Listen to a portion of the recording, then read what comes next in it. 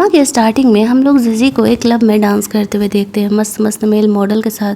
वो कुछ ज़्यादा ही अजीबोगरीब डांस कर रही थी। ये इस कहानी की हीरोइन है। क्लब में आई लड़कियां उसे देख करके कह रही थी कि इससे हो क्या गया है। पिछले 3 साल से इसका बिहेवियर बहुत ही अजीब तरीके से बदला है। पहले कितनी ज़्यादा बिजनेस टाइकून हुआ करती थी और उसका उसके हस्बैंड के साथ कितना अच्छा रिलेशन था, और अब इन 3 सालों में ना जाने इतना अजीब कैसे हो गई है। देखो तो सही कैसे डांस कर रही है। तभी वहाँ पर उसका हस्बैंड हो इस क्लब में एंट्री लेता है। वो अपनी वाइफ जीजी को डांस करते हुए देख करके बहुत ही ज़्यादा भड़क रहा होता है और जा करके उसका गला दबाने लगता है और कहता है, तुम मेरी वाइफ की बॉडी कैसे इस्तेमाल कर सकती हो इतने घटिया काम करने के लिए।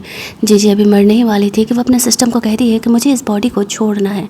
तो जिस ट्रेडर ने पिछले 3 साल पहले जीजी की बॉडी को ऑक्यूपाई किया था, वो उसे छोड़ करके किसी और की बॉडी में चली जाती है और असली जीजी इस दुनिया में आ जाती है।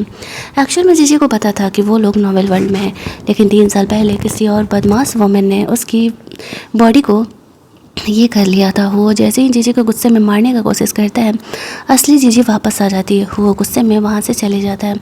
जीजी को ये माहौल देख करके समझ में ही नहीं आता कि यहाँ पर हो क्या रहा है। वो देखती है वो क्लब में है, इतने अजीबोगरीब कपड़े में, और सब उससे अजीब तरीके से घूर रहे हैं। वो समझ जाती है कि 3 सालों बाद वो अपनी बॉडी में वापस लौटी है और शायद इन 3 सालों में उसने कुछ ज़्यादा ही कांड कर दिया है, जिस वजह से कि सारे उस पर इतना ज़्यादा वाले गुस्सा है। वो को देख करके उससे कुछ बात करने का कोशिश करती है, लेकिन वह गुस्सा होकर के वहाँ से जा चुका था। जीजी का सबसे पहला काम था जानने का कि उसने क्या कुछ कांड किया है। वो घर के लिए निकलती है, जहाँ पर कि वो ये देख करके शौक हो जाती है कि उसने कैसा मेकअप किया हुआ है, कैसे कपड़े पहन रहे हैं। वो पिछले 3 सालों से वो पूरी तरीके से गायब थी। वो इतना तो समझ चुकी थी कि जिसने भी उसकी बॉडी को ऑक्यूपाई किया था वो बहुत ही घटिया इंसान था। उसने तो उसकी शादीशुदा ज़िंदगी को पूरी तरीके से बर्बाद कर दिया।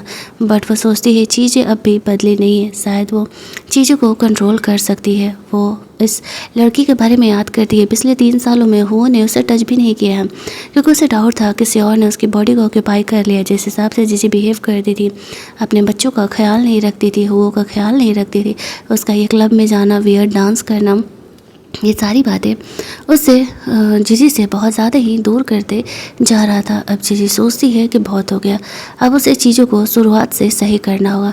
सबसे पहले तो वो अपना मेकअप चेंज करती है। वो यहाँ पर आता और कहता है, तुम्हें इस कमरे में आने के लिए किसने बोला। जीजी उसे कहती है, ये मेरे हस्बैंड का कमरा है, मैं नहीं आऊँगी तो कौन आएगा। वो उसे कहता है, क्या ड्रामा तुम स्टार्ट करने वाली हो। जीजी हुओ को कहती है, हेलो हस्बैंड, मैं वापस आ चुकी हूँ। लेकिन हुओ को ऐसा लगता है कि जीजी कोई एक्टिंग कर रही है। उसे भी पता था कि किसी और ने उसकी बॉडी को ऑक्यूपाई करके रखा हुआ है, तो इसलिए वो जीजी से खुद को दूर करके रखा था। जीजी यहाँ पर उसे भरोसा दिलाने का कोशिश करती है, लेकिन वो उसकी कोई भी बात सुनने के लिए तैयार नहीं था। उसकी और जीजी की लाइफ इस एक्सीडेंट से पहले एक हैप्पी लाइफ चल रही थी। भले ही वो अरेंज मैरिज था, उसने उसके जुड़वा बच्चों को जन्म भी दिया था, लेकिन इसके बाद से ही वो काफ़ी हद तक बदल गई थी। इसी वजह से वो उसे पसंद नहीं करता था और उसे अपने कमरे से बाहर जाने के लिए बोलता है। वो जीजी के अलावा किसी और के साथ रहना भी पसंद नहीं करता था। जीजी सोचती है कि ये लड़का इतना ज़िद्दी क्यों है, इसे भरोसा दिलाना इतना मुश्किल क्यों है कि मैं वापस लौट के आ चुकी हूँ। वो यहाँ पर अपने और जीजी के शादी के फ़ोटोज़ को देख करके सोच रहा था, अब इससे ज़्यादा मैं कंट्रोल नहीं कर सकता, प्लीज़ वापस आ जाओ। अगली मॉर्निंग जीजी की बच्ची को ये जो मेड थी, जो नैनी थी, बुली कर रही होती है। गिर जाने पर उल्टा उसे ही डांट लगा रही थी। पहले वाली जो जीजी होती वो अपनी बच्ची को बिल्कुल भी ध्यान नहीं देती थी। जब भी बच्ची कोई गलती करती थी या नैनी उसका ख्याल नहीं रखती थी, तो वो नैनी को ही उसे उसकी पिटाई लगाने के लिए बोलती थी। दैट्स वाई ये नैनी इतना ज़्यादा सर पर चढ़ गई है। आज वो अपनी बच्ची का ख्याल करने के लिए जाती है। उस नैनी को कहती है कि तुम्हारी हिम्मत कैसे हुई मेरी बेटी को बुली करने की, मैं तुम्हें फायर करती हूँ। वो अकड़ के कहती है, तुम मुझे फायर नहीं कर सकती। जीजी कहती है, क्यों। तो कहती है, क्योंकि मुझे यहाँ पर काम पर हुओ की मॉम ने रखा है। जीजी हंसते हुए कहती है, भले ही उन्होंने तुम्हें काम पर रखा है, लेकिन पैसे तो मैं ही तुम्हें देती हूँ ना, तो मैं तुम्हें यहाँ से निकालती हूँ। और भी सारे मेड लोग जीजी के बिहेवियर को देख करके शौक हो जाते हैं। जीजी यहाँ पर कहाँ अपनी बेटी को बिल्कुल पसंद नहीं करती थी, ध्यान नहीं देती थी, आज वो अपनी बेटी का सपोर्ट कर रही है और इसलिए उस मेड को निकाल रही है। वो मेड भी कंफ्यूज की, खुद ही वो उसे उसकी पिटाई करने के लिए बोलती थी और यहाँ पर आज खुद ही वो उसे सपोर्ट करिए। फ़िलहाल के लिए तो वो वहाँ से चली जाती है। उसके जाते ही यहाँ पर जीजी अपने बच्ची से बात कर रही थी। उसकी बच्ची इतनी समझदार थी कि वो समझ चुकी थी कि उसकी मम वापस आ चुकी है। वो बहुत ही सेंसिटिव, वो बहुत ही अच्छी बच्ची थी। जीजी यहाँ पर अपनी बच्ची को कहती है कि डोंट वरी, अब मैं वापस आ चुकी हूँ। और मैं अब तुम्हें किसी से बुली होने नहीं दूंगी। वो बच्ची जीजी को हक करते हुए कहती है, मेरे डैड ने कहा था कि आपकी बॉडी को किसी और सोल ने ऑक्यूपाई कर लिया था, बट आज आपका जो बिहेवियर है वो देख करके मैं समझ चुकी हूँ कि मेरी मम वापस आ चुकी है। मेरी मम मुझसे बहुत ही प्यार करती थी। वो जीजी सोचती है कि मेरी बेटी इतनी टैलेंटेड है, बस इस बेटी का डैड थोड़ा उल्लू है। वो अपनी बच्ची से बहुत ही प्यार से बिहेव कर रही थी। चलो कम से कम घर में किसी को तो भरोसा हुआ कि वो वापस लौट चुकी है। हो यहाँ पर जीजी का अपने बच्चे के साथ बिहेवियर देखता है कि काफ़ी बदल गया है, लेकिन फिर भी वो जीजी की हरकतों पर भरोसा नहीं करता है। ये सोचते है कि शायद वो उसका प्यार पाने के लिए एक्टिंग कर रही है। रातों रात कोई कैसे ही बदल सकता है। दूसरी तरफ जीजी अपनी बच्ची के शॉपिंग करा के घर लौटती है तो यहाँ पर उसके सास ससुर आए हुए थे। उन लोगों ने जीजी के जुड़वा बच्चे यानी उसके बेटे को सर पर चढ़ा करके रखा था। जो उसकी सास थी वो लड़कों को ज़्यादा प्रेफर किया करती थी, दैट्स वे अपने पोते को वो ज़्यादा मानती थी और पोती को नहीं। यहाँ पर आती ही जो मेड थे वो कंप्लेन लेकर के आए हुए थे कि जीजी ने उसे जॉब से निकाल दिया। जीजी यहाँ पर अपनी सास पर भड़क जाती है कि पहली बात कि ये मेरे बच्चे हैं, दूसरी बात कि ये मेरा घर है। वो सीसीटीवी फुटेज दिखाती है जहाँ पर कि वो घर की मेड इस तरीके से जीजी की बेटी को बुली कर रही है। वो चुपचाप यहाँ पर बैठ करके ये सारा तमाशा देख रहा था। उसकी माँ मुझसे गुस्सा करने लगती है, तो क्या हो गया अगर थोड़ा सा मेड ने उसे मार ही दिया तो? जीजी उसे कहती है, क्यों मम, आप भी तो एक औरत ही हो ना, तो आप एक लड़की को कैसे ही बुली होते हुए देख सकती हो? मुझे अच्छे से पता है कि अपने पोते को ज़्यादा मानती हो, लेकिन आपका ये बिहेवियर इस घर में नहीं चलेगा। और अगर दोबारा मेरी बेटी को किसी ने बुली करने का कोशिश भी किया तो मैं आप लोगों को भी इस घर में आना बंद करा दूंगी और आपको आपके पोते से मिलना बंद करा दूंगी। सीसीटीवी देखने के बाद हो की मॉम उस लेडी को जॉब से निकालने के लिए बोल देती है। यहाँ पर उसका कहना था कि आप ही ने तो मुझे कहा था कि पोते पर ज़्यादा ध्यान देने, पोती पर नहीं, तभी तो मैं ऐसा कर रही थी। अब हो कि मॉम पर ही ब्लेम आ रहा था तो वह थप्पड़ मारते हुए उसे वहाँ से निकल जाने के लिए कहती है। अब वो कह रही होती है कि तुम्हें बिल्कुल भी तरस नहीं आता है, तुम इस लड़की का सपोर्ट करो। जीजी कहती है, हाँ तो ये मेरी बेटी है, ऑब्वियस सी बात है कि मैं इसी का सपोर्ट करूँगी। अगर आप लोगों को ज़्यादा प्रॉब्लम है तो आप लोग यहाँ पर घर आना बंद कर सकते हो। वो यहाँ पर थोड़ा सा जीजी का सपोर्ट करता है और कहता है वो कोई गलत नहीं करी, ये दोनों बच्चे हमारे लिए इक्वल हैं। जो जीजी का बेटा था वो आकर के उसके साथ बदतमीजी से बिहेव करने लगा था। उन लोगों ने उसे सर पर इतना चढ़ा करके रखा था कि उसकी बदतमीजी यहाँ ख़त्म ही नहीं हो रही होती है। वो ग्रैंड पेरेंट के घर जाने का ज़िद कर रहा था क्योंकि उसकी दादी उसे बहुत ही मानती थी, लेकिन यहाँ पर जीजी साफ तौर से मना करती थी और कहती ये इस घर से एक कदम बाहर नहीं रखेगा जब तक ये अपनी हरकतों को सुधार नहीं करेगा। जो उसके ससुर थे वो जीजी के बिहेवियर को सपोर्ट करते, उन्हें भी समझ में आ रहा था कि जीजी का बिहेवियर पहले से चेंज हो चुका है। पहले जो उसकी बहू थी अब वो वैसी ही हो चुकी है। वो खुश थी। वो अपने मॉम डैड को फ़िलहाल वहाँ से जाने के लिए कहता है। उसका बेटा तमाशा कर रहा था नीचे फर्श पर लोड करके कि मैं दादा दादी के साथ जाऊँगा। जीजी उसे कहती है, तुम्हें यहीं पर पड़े रहने का शौक़ है तो तुम पूरी ज़िंदगी पड़े रहो, कोई तुम्हें यहाँ से लेकर के जाने नहीं आएगा, लेकिन अगर तुम सुधर गए तो फिर तुम्हें तुम्हारी पसंद की चीज़ें दी जाएंगी। ये कहते वो अपनी बेटी को कमरे में लेकर के जाती है आराम करने के लिए। वो कहती है कहीं भाई की तबीयत ना ख़राब हो जाए। जीजी कहती है तुम्हें उसकी फ़िक्र करने की ज़रूरत नहीं है, तुम आराम करो। वो खुद ही उठ करके अपने कमरे में चले जाएगा। अपनी बेटी को सुलाने के बाद जीजी वहाँ से निकलती है हो से मिलने के लिए। हो के साथ वो पासवर्ड डाल करके कमरे में जाके फ्लर्ट करने का कोशिश कर रही थी। पासवर्ड वही सेम था। वो नहा करके आता है, वो जीजी को कमरे में आया हुआ देख करके सोच रहा होता है कि वो यहाँ क्या कर रही है। जीजी से पूछता है तो जीजी उसे कहती है मुझे पता है कि हमारे पहले के पासवर्ड है जो कि तुमने चेंज भी नहीं किया। अगर मैं असली जीजी नहीं होती तो मैं गेस कैसे कर पाती। यहाँ पर वो से कहता है मुझे तुम्हारे इन बकवास से कोई फ़र्क नहीं पड़ता है। वो जीजी उसे कहती है मुझे पता है कि पिछले 3 सालों में तुमने रोमांस भी नहीं किया है। आई नो तुम्हारे लिए काफ़ी मुश्किल होगा, तो क्यों ना आज हम ट्राई करें। वो उस पर गुस्सा करते हुए उसे कमरे से निकाल देता है क्योंकि उसे अभी भी भरोसा नहीं था कि एक्चुअल में जीजी उसकी असली वाइफ है। तभी उसका बेटा यहाँ पर आता है और कहता है मेरा डैड तुमसे प्यार नहीं करता है, तुम बेकार में उन्हें परेशान करते रहती हो। जीजी उसे कहती है अरे तुम तो पूरी ज़िंदगी उसी फर्श पर पड़े रहने वाले थे, क्या हो गया। उसका बेटा उस पर गुस्सा करते हुए कहता है मेरी मर्जी है, ये मेरा घर है, मैं जा रहा हूँ आराम करने के लिए, बस मैं तो यहाँ से गुजर रहा था इसीलिए सोचा रुक जाऊँ। यहाँ पर वो सोचती है दोनों बाप बेटे बहुत ही ज़िद्दी हैं और यहाँ पर वो सोच रहा था कि क्या जीजी सच में चेंज हो चुकी है। अगले दिन खाने के टेबल पर जब यहाँ पर उसका बच्चा वापस से ज़िद कर रहा था कि उससे कोई खिलाएगा तो ही वो खाएगा, तो जीजी उस पर गुस्सा करते हुए कहती है कि अब तुम छोटे नहीं रहे, तुम्हें खुद से खाना खाना आना चाहिए। यहाँ पर वो नोटिस करती है उसकी कंपनी यानी जो उसके भाई की कंपनी थी वो काफ़ी लॉस में जा रही है क्योंकि उसका भाई ढंग से काम नहीं कर रहा है। वो अपने भाई को कॉल करती है और डांट लगाने लगती है। शुरुआत में तो उसके भाई को भरोसा नहीं होता। उसकी बहन जो पिछले 3 सालों से उससे ढंग से बात नहीं की है, आज कॉल करके उसे अपनी असली बहन की तरह डांट लगा रही है। वो बहुत ही ज़्यादा खुश हो जाता है। वो कहता है, बहन फाइनली तुम वापस आ गई क्या? मुझे कितना अकेला फील हो रहा था, तुम्हें पता भी नहीं है। मॉम डैड है नहीं, एक तुम ही मेरी इकलौते रिलेटिव थी। जीजी उसे लेने के लिए आने बोलती है, तो वो उसे लेने के लिए आता है ताकि वो उसे कंपनी लेकर के जा सके। इन 3 सालों में कंपनी के बीच क्या हुआ वो तो यहाँ पर जा कर के कंपनी ही देखेगी। वो पहले हो को देखने के लिए जाती है। हो यहाँ पर अपनी कंपनी में अपने सेक्रेटरी के साथ अंदर था, जहाँ पर उसके सेक्रेटरी ग्रीन टी बन करके ये शो ऑफ कर रही होती है। डोंट वरी मैडम, हमारे और बॉस के बीच में ऐसा कुछ भी नहीं हुआ है। हम दोनों तो बस बैठ करके बातें ही कर रहे थे। वो यहाँ पर जीजी को कुछ भी एक्सप्लेनेशन नहीं देता है। जीजी यहाँ पर जानती थी कि वो और सेक्रेटरी के बीच एक्चुअल में कुछ भी नहीं हुआ। वो सेक्रेटरी को कहती है, ऐसा है ना मैडम कि तुम्हें अब से मेरे हस्बैंड का ख्याल रखने का ज़रूरत नहीं है, और मुझे पता है मेरे हस्बैंड और तुम्हारे बीच कभी कुछ नहीं हो सकता। मेरे हस्बैंड का टेस्ट इतना बेकार नहीं है कि वो तुम्हारी जैसी लड़की के साथ मुँह मारते फिरेगा। तुम इसकी पर्सनल सेक्रेटरी हुआ करती थी ना, अब ज़रूरत नहीं है। आज से मैं इसकी पर्सनल सेक्रेटरी का काम करूँगी और तुम मेरे अंडर काम करोगे।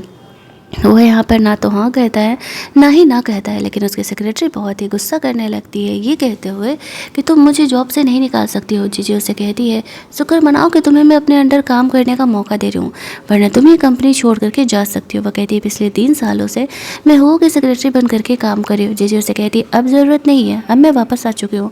वो खुद को काफ़ी सुपीरियर दिखा रही थी कि उसने इतने अच्छे कॉलेज से पढ़ाई की है। जीजी कहती है, बेटा जिस कॉलेज का तुम्हें नाम नहीं लेने आएगा ना, उस कॉलेज से मैं अपनी स्टडी कंप्लीट करके बैठी हुई हूँ। तो यहाँ पर तो मुझे इसके बाद वो अगले दिन से अब हुओ की सेक्रेटरी का जॉब ज्वाइन करने वाली थी। इसकी सेक्रेटरी को बहुत गुस्सा आता और वो जीजी को जॉब से निकालने का प्लान कर रही थी। इसके बाद वो अपने भाई के सेक्रेटरी जाने का प्लान कर रही थी। उसके भाई जीजी को काम डाउन कराते हुए कहता है, मुझे भरोसा है कि जीजा ने तुम्हें धोखा नहीं दिया होगा। वो कहती है, मुझे इस बात की टेंशन नहीं है, फिक्र है कि वो लड़की कहीं कुछ और ना कर बैठे। इसके बाद उसे स्कूल से कॉल आया था, उसके बेटे का किसी से लड़ाई हो गया था। जीजी अपने भाई को लेकर के स्कूल पहुंचती है, जहां पर कि जो पहले वाली जीजी थी ना, उसके बेटे की गलती नहीं होने के बावजूद भी उसे ही सॉरी बोलने पर मजबूर कर दी थी, उसे ही सबके सामने डांटा करती थी। यहाँ पर जब ऐसा होता है तो सबको लगता है कि जीजी यही करने वाली है, और यहाँ पर वो अपनी बेटी से पूछती है, क्या हुआ है बताओ। वो बेटी ने अपने स्मार्ट वॉच में सब कुछ चीज़ों को रिकॉर्ड कर लिया था।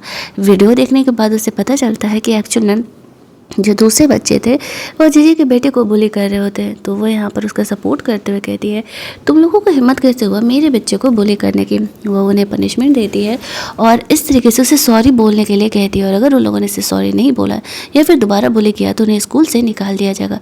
उसके पेरेंट भी शौक थे कि आज वो अपने बच्चे का क्यों ही सपोर्ट कर रही है। तो उन बच्चे को मजबूरी में जीजी के बेटे को सॉरी बोलना पड़ता है, क्योंकि वो लोग बहुत ही अमीर थे तो उन्हें सॉरी तो बोलना ही पड़ता है। आफ्टर दैट उन दोनों को घर लेकर के जाया जाता है। उनका बेटा अब भी उतना ही अकड़ू था और वो से ढंग से बिहेवियर नहीं कर रहा था, जीजी से ढंग से बिहेवियर नहीं कर रहा था। लेकिन जीजी अपनी बेटी से बहुत ही प्यार करती थी, वो बहुत ही ज़्यादा समझदार थी। घर जाने पर वो पूछता है, क्या हुआ है? जीजी कहती, कुछ नहीं, स्कूल में बस छोटी सी नोक-झोंक हुई थी, मैंने चीज़ों को संभाल लिया। उनका बेटा भी धीरे धीरे अब जीजी की बात मानने लगा था, बस वो ये मानने के लिए तैयार नहीं था कि वो जीजी की बात मान रहा है। आफ्टर दैट वो से बात करती है और कहती है, मैं कल से तुम्हारी पर्सनल सेक्रेटरी का जॉब ज्वाइन करने वाली हूँ। तुम बताओ मुझे आखिरकार मुझे क्या करना पड़ेगा कि तुम्हें भरोसा हो जाए कि मैं असली जीजी वापस आ चुकी हूँ। वो को कहने के लिए कुछ भी नहीं था। वो जीजी को कहता है, मुझे नहीं पता, बट आई थिंक कि हमें हमारे रिलेशन को थोड़ा वक्त देना चाहिए। जीजी से कहती है, आई नो 3 साल में मैंने बहुत सी गलतियाँ की हैं, बट अब मैं वापस आ चुकी हूँ और मैं हमारे बीच जितने भी प्रॉब्लम्स हुए थे वो सबको मैं ठीक करके रहूँगी। वो अपने कमरे में चले जाता है। जीजी कहती है, शायद आज नहीं तो कल वो उससे प्यार करने लगे वापस से। अगले दिन वो ऑफिस में तो नोटिस करता है कि जीजी उसके अकाउंट से बहुत ज़्यादा ही पैसे कट करा रही है। वो उसे बताती है कि वो फैमिली के लिए शॉपिंग करने के लिए गई है। तभी उसकी सेक्रेटरी यहाँ पर आकर के उसे कंप्लेन कर रही होती है कि सर, मुझे जीजी ने जॉब से हटा दिया है और वो अब आपकी सेक्रेटरी बन रही है। वो कहता है, तो क्या गलत किया है? वो वाइफ है मेरी। सेक्रेटरी का मुँह ही बन जाता है। घर जा कर के वो अपने बच्चे का ख्याल रख रहा था। जीजी अपनी बेटी को लेकर के आती है। शॉपिंग वॉपिंग उसने काफ़ी कुछ किया हुआ था और सबके लिए कुछ कुछ न कुछ लेकर के आए हुए थी। बच्चों को खाना वाना वो लोग खिला रहे थे।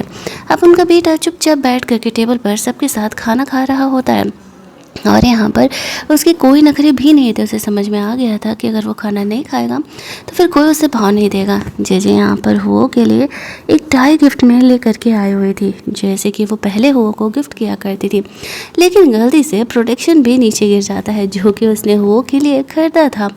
और यहाँ पर वो देखता है कि जिस टाइप का टाई यहाँ पर जीजी उसे गिफ्ट किया करती थी वो उसी टाइप का टाई उसे यहाँ भी गिफ्ट कर रही है। अगले दिन जीजी कंपनी वापस लौटती है। जॉब पर सारे दूसरे लिफ्ट से जा रहे थे और जीजी वो के लिफ्ट में एंटर कर दिया। वो उसकी वाइफ है तो ऑब्वियस सी बात है वो उसी की लिफ्ट में तो जाएगी ना। सबको ये देख के लगने लगता है कि क्या जीजी सच में वापस लौट चुकी है, वो इतनी ज़्यादा कैसे ही बदल गई है। अंदर ऑफिस में जाकर के जीजी सारी चीज़ों को संभाल रही होती है।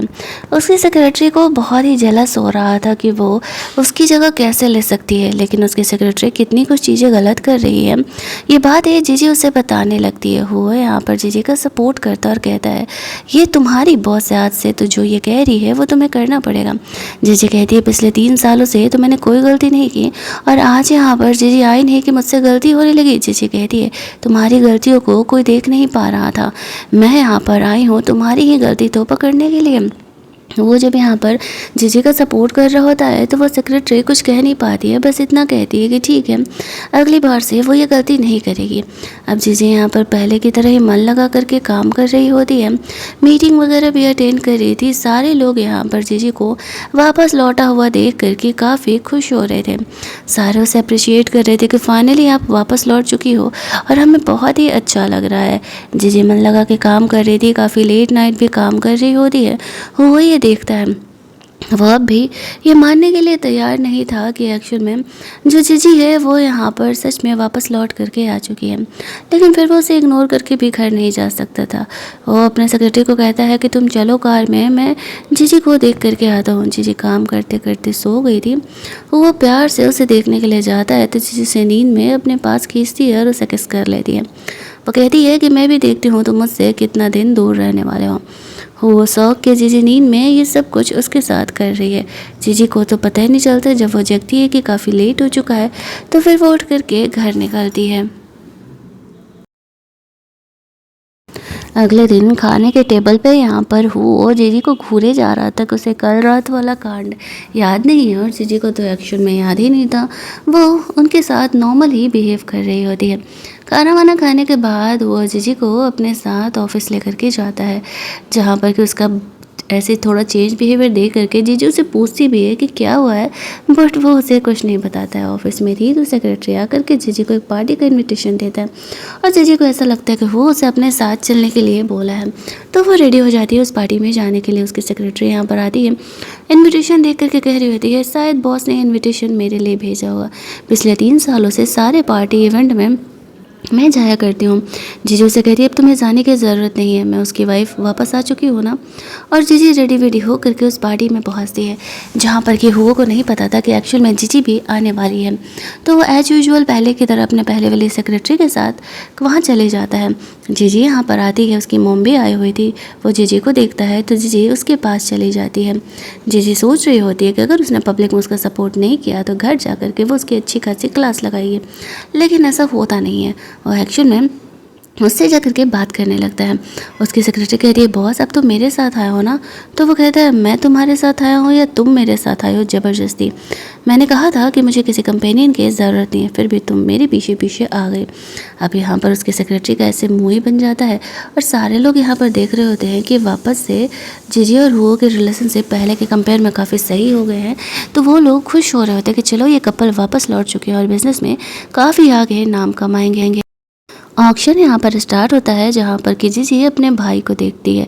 वो अपनी गर्लफ्रेंड को यहाँ लेकर के आया हुआ था। वो कंपनी के पैसे से अपनी गर्लफ्रेंड के लिए इतना महंगा नेकलेस खरीदने का कोशिश कर रहा था। जीजी अपने भाई को उस ऑक्शन से बाहर लेकर के जाती है बात करने के लिए। अब उसकी बड़ी बहन थी तो वो उसकी बातों को टाल भी नहीं सकता था। बाहर जाने के बाद वो उसे अच्छा खासा डांट लगा रही होती है और उसे कह रही थी कि तुम्हारा दिमाग तो सही है ना, कंपनी की इतनी बुरी हालत है और तुम अपनी गर्लफ्रेंड के लिए इतनी महंगी चीज़ें कैसे खरीद सकते हो। तो वो उसे कह रहा था कि सिस्टर मैं यहाँ पे अपनी गर्लफ्रेंड के लिए ये चीज़ें खरीद रहा हूँ। वैसे कहते हैं हाँ ठीक है, लेकिन जब तुम खुद कमाओगे तब खरीद लेना, अभी कंपनी के पैसे से कोई ज़रूरत नहीं है। आफ्टर दैट अगले ही दिन वो सीधे कंपनी पहुँच जाती है, जहाँ पर कि वो कंपनी की हालत को देखती है तो कंपनी एक्चुअल में डूब ही रही थी। वो उस पर गुस्सा कर रही थी कि कंपनी तो संभल नहीं रहा है और यहाँ पर तुम आ गई हो। अपनी गर्लफ्रेंड को ध्यान देने के लिए शेयर होल्डर का मीटिंग होने वाला था और वो उसे छोड़ करके अपनी किडनैप गर्लफ्रेंड को सेव करने के लिए जाता है। लेकिन यहाँ पर जीजी समझ जाती है कि ज़रूर ही कुछ यहाँ पर गड़बड़ है, ये कोइंसिडेंट नहीं हो सकता शेयर होल्डर का मीटिंग और उसका यहाँ पर ऐसे किडनैप होना। दैट्स वे वो अपने भाई को रोक देती है। वो कहती है डोंट वरी, वो उसे कुछ होने नहीं देगी, तुम चलो मीटिंग अटेंड करो। तो उसका भाई उसे मना नहीं कर पाता है और यहाँ पर वो लोग वापस से मीटिंग करने के लिए जाते हैं। हमें पता चलता है कि जो फ़िलहाल उसके भाई की गर्लफ्रेंड है वो उनके शेयर होल्डर्स में से ही एक की बेटी, और उसने जानबूझ करके उसे फंसा करके रखने के लिए बोला था ताकि वो कंपनी को हथिया सके। यहाँ पर जैसे ही देखता है कि वो उसकी बेटी को छोड़ करके यहाँ पर आया हुआ है तो वो भी शौक हो जाता है। पहली बार ऐसा हो रहा था पिछले 3 सालों में। उसकी गर्लफ्रेंड को उसे कॉल आता है तो जीजी फ़ोन उठा करके कहती है कि देखो सीधे तरीके से या तो तुम सुधर जाओ और जो एक फेक किडनैपिंग की एक्टिंग कर रही हो खुद हट जाओ, वरना मैं सच में पुलिस को कॉल कर दूंगी। तो वो चुपचाप फ़ोन रख देती है और यहाँ पर शेयर होल्डर का मीटिंग बहुत ही सही जाता है। लेकिन कुछ शेयर होल्डर्स जो थे वो यहाँ पर जीजी के भाई के खिलाफ थे। तो जीजी का कहना था आई नो मेरे भाई ने पिछले 3 सालों में बहुत ही गलती की है, बट मैं प्रॉमिस करती हूँ कि आज के बाद वो कोई भी गलती नहीं करने वाला है, सब कुछ बिल्कुल परफेक्ट और बिल्कुल सही जाएगा। ये कहते हुए वो अपने भाई को काम करने के लिए बोलती है, जहाँ पर कि उसकी गर्लफ्रेंड आती है और वो उसकी बहन पर गुस्सा कर रही थी कि मैं किडनैप थी और तुम्हें इसकी पड़ी थी। वो उसे कहती है मुझे पता है कि ये सब कुछ तुम्हारे ड्रामे हैं, इसी वजह से ये एक्टिंग तुम खुद तक रखो, कोई फ़ायदा नहीं होने वाला है। वो जो उसका भाई था वो उससे ब्रेकअप कर लेता है, ये कहते हुए कि नहीं मुझे यहाँ पर अब तुम्हारी कोई ज़रूरत नहीं है। और अपनी बहन का बात मानते हुए वो उसे वहाँ से निकाल देता है। उसे भी समझ में आ गया था कि शेयर होल्डर की मीटिंग से दूर रखने के लिए उसने ऐसा किया था। घर जाने पर वो यहाँ पर जीजी से फर्स्ट टाइम बात करने के लिए आया था। वो बहुत ही खुश थी कि शायद वो धीरे धीरे उसकी बातों को उसकी चीज़ों को समझ रहा है। वो उसे कहती है कि हम अब हमारे बीच जो कुछ भी मिसअंडरस्टैंडिंग है वो सब कुछ को ठीक कर ही लेंगे। उनका बेटा यहाँ पर अब अपनी मॉम को मानने लगा था, लेकिन वो बस ये बात नहीं मान रहा था कि हाँ अब उसकी मॉम पहले से काफ़ी बेहतर हो चुकी है। दूसरे दिन वो अपनी सासू मॉम को एक पार्टी में लेकर के जाने के लिए शॉपिंग करने के लिए लेकर के जाती है, जहाँ पर कि वो गो से मिलती है। गो एक्शन में वो बंदा था जो कि जीजी पिछले 3 सालों से उसके पीछे पड़ी हुई थी और वो उसे भाव ही नहीं दिया करता था। आज वो अपनी गर्लफ्रेंड को यहाँ पर ले करके आया हुआ था। जीजी को पहले की तरह ही वो बिहेव कर रहा था, उसका इंसल्ट कर रहा था। इस बात पर जीजी उसे कहती है कि मैं तुम में इंटरेस्टेड नहीं हूँ, मैंने जो पीछे किया उन बातों को भूल जाओ और मेरा पीछा करना बंद करो। लेकिन वो तो पहले की तरह ही उसके इंसल्ट करने लगता है, उसे चीज़ें खरीदने के लिए बोलता है, जहाँ पर कि वो भड़क करके उसकी पिटाई लगा देती है। वो इन चीज़ों को देख रहा होता है। वो जीजी का बदला हुआ बिहेवियर देख करके नोटिस कर पा रहा था। पहले जो कि जीजी गो के लिए कुछ भी करने के लिए तैयार थी, आज वो उसे ही ऐसे मार पिटाई लगा करके निकाल रही है। चल क्या रहा है यहाँ पर, वो खुद ही बहुत ज़्यादा कन्फ्यूजन में था। इसके बाद उसके जाने के बाद हम लोग देखते हैं कि वो लोग शॉपिंग करने के लिए जाते हैं। उसकी सास के लिए वो बहुत सारे कपड़े चूज करती है। उसकी सासू मोम और जीजी के बीच के रिलेशनशिप पहले के कंपेयर में काफ़ी सही हो गए थे। उसके बिहेवियर की वजह से उनके बीच भी चीज़ें नहीं बना करती थी, लेकिन अब चीज़ें यहाँ पर सही हो चुकी थी। शॉपिंग वॉपिंग करने के बाद वो लोग लौटते हैं, जहाँ पर कि उसकी बेटी का भी वो पहले की तरह ख्याल रख रही थी। अब उसकी सासू मॉम धीरे धीरे पगलने लगी थी। वो अपनी पोती को भी मान रही होती है, लेकिन इतनी जल्दी इतनी आसानी से चीज़ें नहीं बदलने वाली थी। ये चीज़ें यहाँ पर जीजी भी नोटिस कर रही थी और वो भी नोटिस कर रहा था कि उसकी मॉम जो है पार्शियल बिहेवियर करती है उनके बेटे और बेटी के साथ। जीजी हुआ को कहती है तुम्हें नहीं लगता कि पिछले 3 सालों में तुम्हारी भी गलती है, तुमने अपनी मॉम के बिहेवियर को लेकर के आंखें बंद कर ली थी, किस तरीके से मेरी बेटी के साथ अलग बिहेव करती हो। कहता हाँ गलती तो मेरी है, शायद मैं तुमसे इतना ज़्यादा गुस्सा था कि मैं खुद के बच्चों पर भी ध्यान रखना बंद कर चुका था, बट मैं प्रॉमिस करता हूँ अब से मैं अपने बच्चों का ध्यान पूरी तरीके से रखूँगा। अगले दिन कंपनी में गू जीजी से मिलने के लिए आ जाता है। जीजी से पूछती है कि वो यहाँ क्या कर रहा है। वो उससे कुछ बिजनेस कॉपरेशन के बारे में बात करने के बहाने आया हुआ था। जीजी से साफ तौर से मना कर देती है कि उसे उसमें कोई इंटरेस्ट नहीं है और वो यहाँ पर उससे अब कोई भी बिज़नेस डील नहीं करना चाहती है। साथ ही में वो अपने सेक्रेटरी पर भी गुस्सा करती है। यहाँ पर जैसे ही वो आता है तो वो उसका कंपेयर करती है, इसकी बॉडी देखिए, इसका बम देखा है, इसके एब्स देखे कितने हॉट है, तुम्हें क्या लगता है मैं इस बंदे को छोड़ करके तुम्हारे जैसे घटिया इंसान के पीछे जाऊँगी जो कि मेरा रिस्पेक्ट तक नहीं करता है। अपने सेक्रेटरी को डांट लगाते हुए कहती है कि अगर आज के बाद ये बंदा मेरे ऑफिस में दिख गया तो वो तुम्हारे लिए सही नहीं होगा, तुम्हें मैं जॉब से निकाल दूँगी। ऐसा कह के वो उन दोनों को ही वहाँ से जाने के लिए कहती है। जहाँ पर कि हम लोग देखते हैं कि फाइनली अब जो हुआ था वो जीजी पे ट्रस्ट करने लगा था कि वो उसे झूठ नहीं कह रही है, जो कुछ भी कह रही है वो एक्चुअल में सही ही कह रही है। वो अपने कंपनी में जाता है और उसके बिहेवियर से काफ़ी खुश था। उसे दिख रहा होता है कि किस तरीके से वो उसे वहाँ से निकाल दी थी।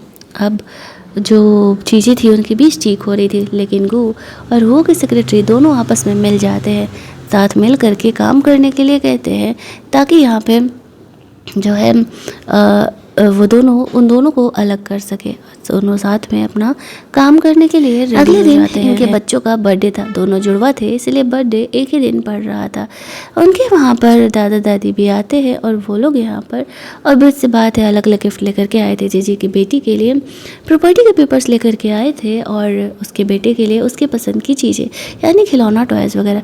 उसकी सेक्रेटरी भी यहाँ पर आती है, वो को इम्प्रेस करने के लिए काफ़ी सारी चीज़ें उनके बच्चों के लिए लेकर के आए हुए थे। बट वो उन्हें कहते हैं तुम सेक्रेटरी और सेक्रेटरी बन करके रहो, घर के फैमिली मेम्बर बनने का कोशिश भी मत करना। और इस वजह से उसकी जो सेक्रेटरी थी वो बहुत ही गुस्सा आ जाती है। और यहाँ पर गू भी आया हुआ था, वो दोनों साथ मिलकर के काम कर रहे थे तो उन दोनों को सबक सिखाने का वो दोनों डिसाइड करते हैं। यहाँ पर वो उनके ड्रिंक को टैम्पर्ड करने का डिसाइड करती है। जीजी का भाई भी यहाँ पर आया हुआ था, वो उन बच्चों के लिए गिफ्ट वगैरह लेकर के आया हुआ था। जीजी उसे कहती है कि आगे इस पार्टी में कुछ तो ज़रूर होने वाला है, तुम्हारा काम है इस पार्टी में चीज़ों को संभालने का। गो यहाँ पर जीजी से माफ़ी मांगने के बहाने यहाँ पर आता है और यहाँ पर वो उसे ड्रिंक ऑफ़र करता है, जहाँ पर कि वो उस ड्रिंक को पी लेती है सबके सामने। और फिर थोड़ी ही देर में यहाँ पर तमाशा मच जाता है कि कार में कोई बाहर रोमांस कर रहा है। सबको लगने लगता है कि कहीं जीजी गू के साथ तो नहीं है। सारे बाहर देखने के लिए जाते हैं, लेकिन कार में से उसकी सेक्रेटरी निकलती है।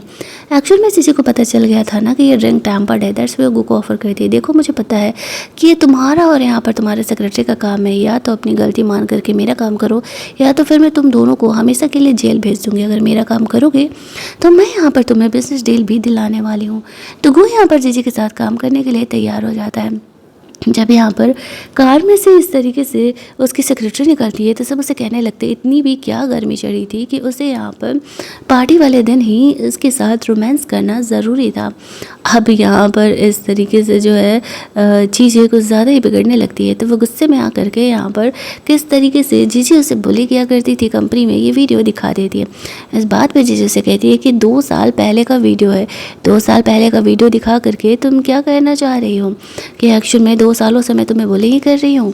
और वो सबके सामने यहाँ पर हो को किस करते हुए कहती है कि एक्चुअल में वो जो है वो उसका हस्बैंड है, वो उसे उस पर पूरा भरोसा और वो ये बात जानती है। तो वो हुओ को छोड़ करके किसी और लड़के के साथ तो किसी हालत में जा नहीं सकती है। उसकी सेक्रेटरी को वहाँ से ले करके जाया जाता है। वो जब जीजी उसे अपनी प्रॉपर्टी बता रही होती है सबके सामने, उस पर अपना हक जता रही थी, तो ये बात देख करके वो बहुत ही ज़्यादा वाला खुश हो जाता है। जीजी देख रही थी कि उसके इस किस की वजह से वो किस तरीके से ब्लश कर रहा है। वो सोचती है मेरा हस्बैंड अब भी इतना सीधा साधा है और वो कभी बदला नहीं। रात में हिम्मत करके वो जीजी से मिलने के लिए जाता है। जीजी से छेड़ते हुए कहती है क्या वो मुझसे मिलने के लिए आया था। वो उसे कहता है नहीं वो तो बस यहाँ से गुजर रहा था इसलिए रुक गया था। जीजी तो समझ ही रही थी कि वो धीरे धीरे पिघल रहा है और वो उसकी बात भी अब सुनने वाला है। जब वो किचन में पानी पी रहा था तब उसकी मॉम यहाँ पर आती है और वो हो को सप्लीमेंट देते हुए कहती है मुझे पता है अब तुम्हारी भी उम्र हो गई है और इन सप्लीमेंट्स की तुम्हें भी ज़रूरत है। वो कहता मॉम ऐसा कुछ भी नहीं है, लेकिन उसकी मॉम ज़बरदस्ती उसे सूप पिला देती है। नेक्स्ट डे जब यहाँ पर जीजी अपना काम कर रही होती है तो उसकी सेक्रेटरी उस पर नज़र रख रही थी कि आखिरकार कर क्या रही है। अभी तक उसकी सेक्रेटरी को जॉब से नहीं निकाला गया था और तभी वहाँ पर हो आ जाता है और वो उन दोनों के बीच क्या नोक-झोंक चल रही है वो बात अच्छे से समझ रहा था। उसकी सेक्रेटरी जानबूझकर के कंपनी में गलतियाँ कर रही होती है और यहाँ पर जीजी उसे माफ़ किए जा रही थी, लेकिन वो उसे ये गलतियाँ बर्दाश्त नहीं हो रहा था। वो जीजी को कहता अगर तुम चाहो तो इसे जॉब से निकाल सकती हो। वो कहती है निकालूंगी लेकिन कुछ दिनों बाद, अभी नहीं। फिर वो हुआ से कहती है तुम बिज़नेस ट्रिप पर जा रहे हो 1 हफ्ते के लिए, हम दोनों एक दूसरे को नहीं देखने वाले हैं। मैं चाहती हूँ आज शाम हम साथ में डिनर करने के लिए जाएं।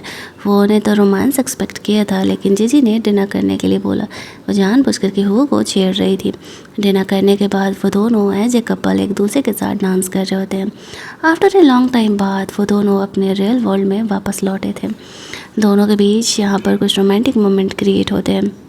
वो उसे किस करने के लिए आगे बढ़ती हैं कि तभी वहाँ पर जीजी की लव राइवल लिली यहाँ पर आ जाती है। लिली एक्शन में हो के पीछे पड़ी हुई थी और अब वो अपनी कंपनी काफ़ी अच्छे तरीके से चला रही थी, लेकिन जीजी को उससे पहले थोड़ा जेलस हुआ करता था, अब नहीं, क्योंकि उसे हो पर भरोसा था। जो बंदा वाइफ के रहते हुए भी पिछले 3 सालों से उसे टच नहीं किया, उसे कभी धोखा नहीं देगा, ये बात वो अच्छे से समझ चुकी थी।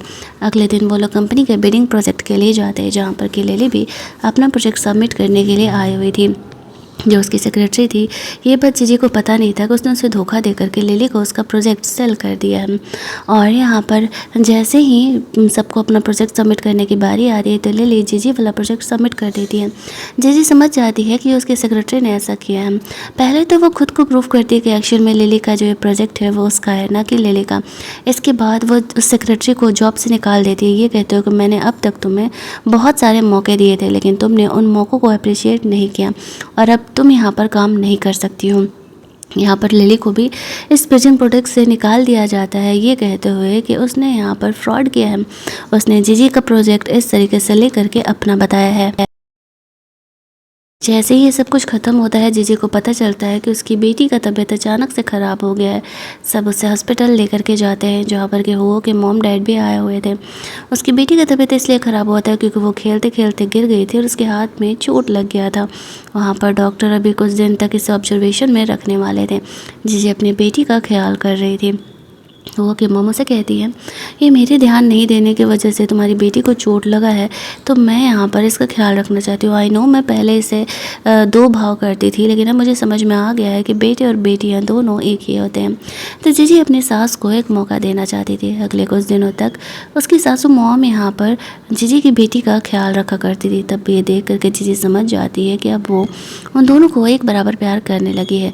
जीजी अपने पहले के बिहेवियर के लिए अपने सासू मॉम से माफ़ी मांगती है, जो कि पिछले 3 सालों में उसने यहाँ पर अपनी सास के साथ किया था। इस वजह से उन दोनों के रिलेशनशिप भी पहले के कंपेयर में काफ़ी ज़्यादा अच्छे हो जाते हैं।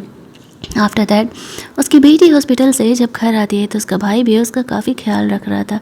अब वो हो के साथ अपने रिलेशनशिप को ठीक करना चाह रही थी। हो बिजनेस ट्रिप से लौटा था तो जीजी उसे रिसीव करने के लिए जाने वाली थी। वो बहुत ही ज़्यादा बेसब्र था, लेकिन तभी उसे पता चलता है कि रास्ते में जो जीजी आ रही थी तो उसका कार से एक्सीडेंट हो गया। वो काफ़ी ज़्यादा घबरा जाता है और जल्दी जल्दी हॉस्पिटल के लिए जाता है। सामने एक्सीडेंट से आई हुई एक डेड बॉडी रखी हुई थी। वो उसे जीजी की समझने लगता है और काफ़ी ज़्यादा रोने लगता है, ये कहते हुए कि वापस आ जाओ, मैं तुम्हें अब कभी भी नहीं डांट लगूंगा, मुझे भरोसा हो गया है कि तुम ही मेरी वाइफ हो। लेकिन तभी वहाँ पर फिर वो डेड बॉडी का कपड़ा हटाता है तो देखता है कि एक्चुअल में वो जीजी नहीं कोई और है। जीजी यहाँ पर दूसरी तरफ से आती है, वो उसे हक करके रोने लगता है। उसके लिए फ्लावर बुके लेकर के आई थी और कहती है कि बीच में छोटा सा एक्सीडेंट हो गया था, इसी वजह से मैं तुमसे इतनी जल्दी मिलने के लिए नहीं आ पाई। वो उसे रो रहा होता है तो जीजी उसे काम डाउन करते हुए कहती है, वो उसे बहुत सारी बातें बताती है जो कि सिर्फ वो और असली जीजी ही जाना करते थे। तो यहाँ पर वो उसकी बात पर भरोसा कर लेता है। वो दोनों एक दूसरे को किस करते हैं और फाइनली वो को ट्रस्ट हो गया था कि जीजी वापस लौट आया। वो दोनों कमरे में अंदर जाते हैं जहाँ पर कि उसका रोना ही बंद नहीं हो रहा था। जीजी उसे कहती है, आप रो के क्या फ़ायदा हो रहा है, छोटे बच्चों की तरह तुम रो रहे हो, देखो मैं हूँ ना तुम्हारे साथ। आफ्टर दैट 3 सालों बाद वो दोनों यहाँ पर इंटीमेट होते हैं और कहानी हमारी यहीं पर एंड कर दी जाती है। जीजी की लाइफ की ये प्रॉब्लम सॉल्व हो चुकी थी और जीजी दोनों एक थे। गो से पीछा छूट चुका था, लिली को सबक सिखा चुकी थी और यहाँ पर जो वो उसकी सेक्रेटरी थी उसे जॉब से निकाल दिया गया था। एंड में जीजी यहाँ पर हो के पर्सनल डायरी को पढ़ती है जो कि उसने 3 सालों में लिखा था, तो वह समझ जाती है कि कितना कुछ यहाँ पर वो ने झेला है। वो दोनों after that happy ever after रहने लगते हैं और हमारी ये कहानी यहीं पर एंड कर दी जाती है। तो अगर आपको ये कहानी अच्छी लगी होगी, वीडियो को लाइक और शेयर करना मत भूलना, चैनल को सब्सक्राइब कर लेना ताकि नए वीडियोज़ के नोटिफिकेशन आपको मिलते रहें। चलिए जल्दी से मिल लेते हैं हम लोग एक और नई कहानी के हिंदी एक्सप्लेनेशन में। तब तक के लिए कीप लिसनिंग।